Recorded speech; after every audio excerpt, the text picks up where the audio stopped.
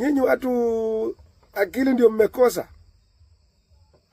Ati the way we responded to COVID. Ati ulete Ebola Kenya. Sisi tumegrow tukisikia mambo ya Ebola iko huko Congo for many reasons. Ati unataka kuongea tunasema ati ulete Ebola hapa Kenya. Do you have mbona wasiende huko Amerika? Mnataka kuua wa Kenya kwa sababu ya pesa?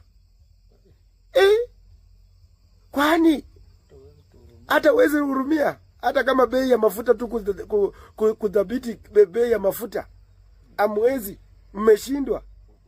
Ugonjwa mtaweza ugonjwa wa Ebola? Mimi nikiwa mdogo nilikuwa nasikia Ebola pale Kongo, imekuwa Kongo Brazzaville. Walikuwa nasema Ebola ilikuwa inakata hapa kutoka Uganda.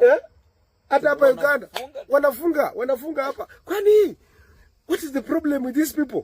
Kwanza unajua watu wa Western kama ni maneno ya Kongo, watu wataumia sana ni watu wa Western. Sababu watacross up. Tunaambia nyinyi watu tunangoja ile siku mnateta hapo watu hao. Watadanganya tu na ndege wanaanza kuwaleta na magari. Na mwanza kuleta hapa. Wewe nimesikia ako kakina Oluga wewe ulikuwa mtu mzuri sana.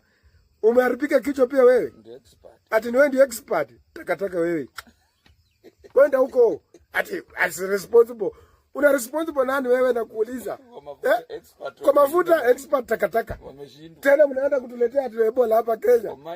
Kwa mine gold expert. Achana na hata expert. Tunataka kumaliza chama DM. Hata si mambo ya chama. Sasa mambo ya ugonjwa ya Ebola. Ati unasema ati Kenya iko na nini ya kure nini? Hatuwezi kama mafuta imetushinda. Kama mafuta imekushinda. Wewe Luka tena nikuone unasema hiyo. Nataka kutufungia walete maneno ya ile ilikuwa kufunga quarantine tena. Kwa kwende huko.